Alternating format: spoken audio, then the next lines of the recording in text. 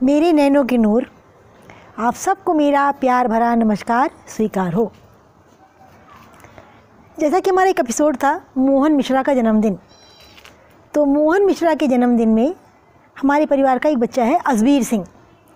असबीर सिंह ने एक प्रेरक प्रसंग भेजा था जो कि बड़ा अच्छा था, और आज मैं आप लोग को असबीर सिंह का वो प्रेरक प्रसंग सुनाने जा रही हूँ। तो असबीर सिंह कहते हैं एक बहुत विद्वान संत थे। तो संत जो है अपने बचपन के मित्र से मिलने उसके घर गए। तो जब वहाँ उसके घर पहुँचे, देखा उसके घर में तो बहुत गरीबी थी, और मित्र के घर के बाहर एक पेड़ था जिसमें फलियाँ लगती थीं, और वो तीनों भाई, मित्र लोग 3 भाई थे, उन फलियों को तोड़ते, उनको बेचते और उसी से अपने भोजन की व्यवस्था करते। संत को बड़ा दुख हुआ कि ये तो बेहद गरीब है। अच्छा भाई, संत उसके घर रुके, तो उन लोगों ने फिर फलियों को तोड़ा, उसी को बेचा, उससे भोजन की व्यवस्था की। तो जब भोजन की व्यवस्था की, केवल 2 आदमी के लिए हो पाई। जब उन्होंने देखा तो मित्र के बड़े भाई ने कहा, भाई मेरा तो पेट खराब है, मैं खाना नहीं खाऊंगा। दूसरे ने, मुझे भूख नहीं है। तो मित्र ने और जो विद्वान उनके संत थे, उन दोनों ने भोजन किया और लेट गए, सो गए। लेकिन जो उनका मित्र था विद्वान संत, उसके मन में चैन नहीं, बड़ी बेचैनी हो कि ये मेरा मित्र कितना गरीब है, फलियाँ बेच के गुजारा करता है, इस घर में तो कुछ है ही नहीं। वो सोचने लगे मैं किस तरह इसकी गरीबी दूर करूं। अब तीनों भाई तो गहरी नींद में सो गए। संत रात को चुपचाप उठे, कुल्हाड़ी उठाई और पेड़ काट के गिरा दिया और भाग गए वहाँ से। सुबेरा हुआ, उठे, देखा अरे वो विद्वान संत तो है नहीं, वो तो भाग गए। अब पूरा गांव मिलकर के उसी संत की बुराई कर रहा था। देखो, यही एक पेड़ इनके लोगों का कमाने खाने का जरिया था, उसको भी उस संत ने काट के फेंक दिया। अरे कैसा गंदा संत है, बताओ, ये ढोंगी होते हैं, पाखंडी होते हैं, और इनको तो परोपकार करना चाहिए। इन्होंने कितना अनित किया, ऐसा भी भला कहीं मित्र होता है। अब उसमें गांव के एक मुखिया ने कहा, अरे गोस्वामी तुलसीदास ने भी कहा है, जे ना मित्र दुख होए दुखारी, तिन्हें भी लोकत पातक भारी। जो अपने मित्र के दुख में दुखी ना हो पाए, उसको तो देखने से भी पाप चढ़ता है। कैसा ये संत था। अब वो लोग चुपचाप सुनते रहे। कई साल बीत गए। 8-10 साल बाद संत फिर उसी गांव से गुजरे, और संत ने सोचा कि मैं अपने मित्र से मिल लूँ। मन में डर भी रहे थे, लेकिन वो उसके भाइयों से मार खाने के लिए भी तैयार थे। मान लो उनके भाई हमें मारेंगे, पीटेंगे, क्योंकि मैंने उनका फली पेट काट दिया, तो बात तो पता लगी गई होगी। मैं उसके लिए भी तैयार हूँ।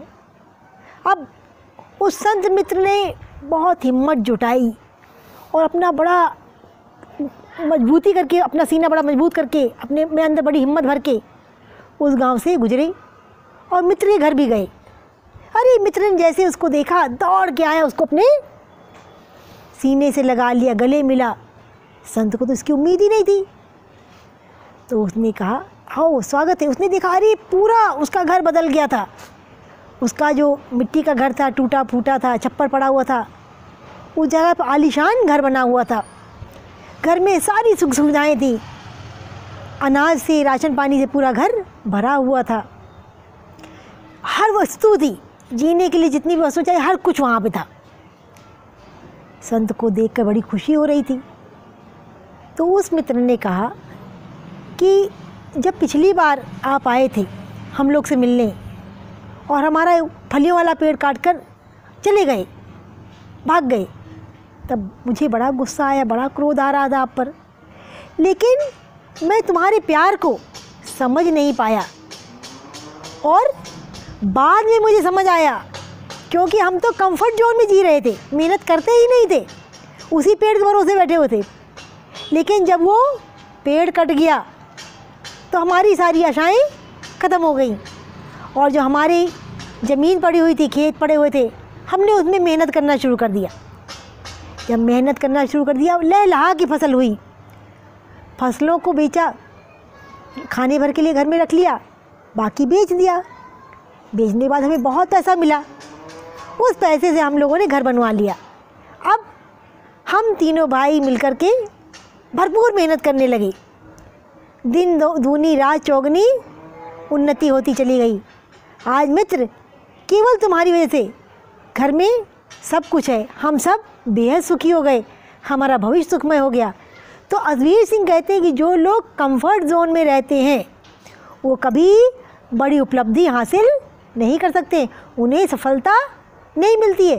तो जिसको जिसको भी सफल होना हो, जो भी अपने जीवन में सारे सुख पाना चाहता हो, वो कंफर्ट जोन को छोड़कर मेहनत करना सीखे, कंफर्ट जोन से बाहर निकले।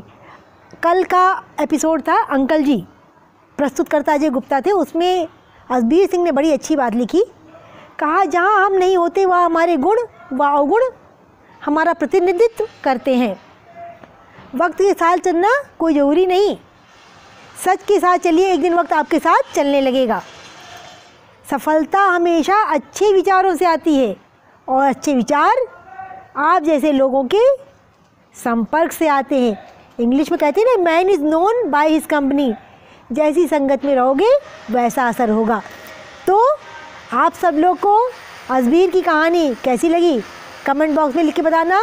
सबको टाटा बाय बाय।